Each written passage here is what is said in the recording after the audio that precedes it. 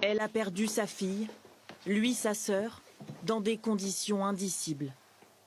J'ai encore du mal à réaliser.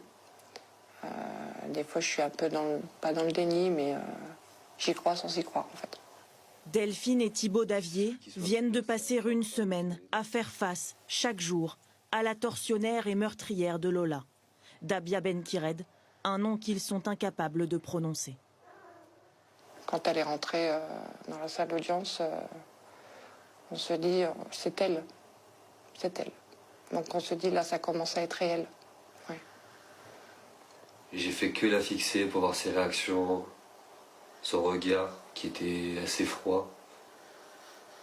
Et j'avais besoin, en tout cas moi, de regarder cette personne et qu'elle aussi arrive à nous regarder, ce qu'elle n'arrivait pas à faire. Ils ont tenu à assister à chaque moment du procès, à ne pas détourner le regard, même devant les images du corps de Lola diffusées à l'audience. On voulait tout voir, tout assumer et tout savoir surtout. Au moins, je sais la vérité, je sais tout ce que ma sœur a subi ce soir-là, enfin cet après-midi-là. La peine prononcée est celle qu'ils attendaient, une condamnation à la réclusion criminelle à perpétuité incompressible. Ça soulage quand même un peu, pas totalement, mais ça soulage de savoir que cette personne soit enfermée et qu'elle y restera toute sa vie, ouais, un petit peu. Mais celle qui a détruit leur vie les laisse avec une question.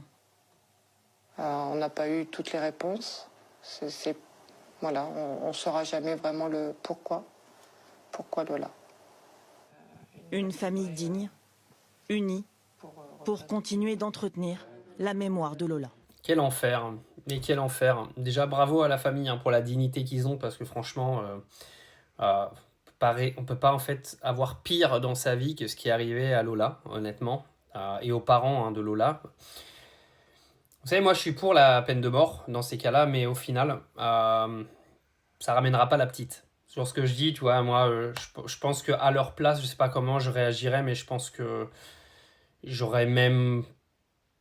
Si j'aurais pu pris le risque de buter la meuf dans le tribunal, je sais pas, moi, on aurait fait ça à mon neveu de 12 ans, je sais pas ce que je fais, quoi. Ils sont dignes de chez dignes, honnêtement. Bravo à la famille, parce que je vous dis, moi, je pense que je la tue à l'intérieur du tribunal. Ça arrive souvent aux États-Unis et c'est le karma de ces gens-là, mais au final, de toute façon, ça rendra pas ta gamine. C'est difficile en fait d'analyser parce que même si elle a pris la prison à perpète et soi-disant la plus grave sanction possible du système judiciaire français, la gamine ne reviendra pas en fait. C'est ça qui est triste dans cette affaire, c'est que même l'autre, s'il a fini enfermé en prison, au final, les perdants, c'est les parents et la gamine, quoi. Franchement, ça me dégoûte ce monde.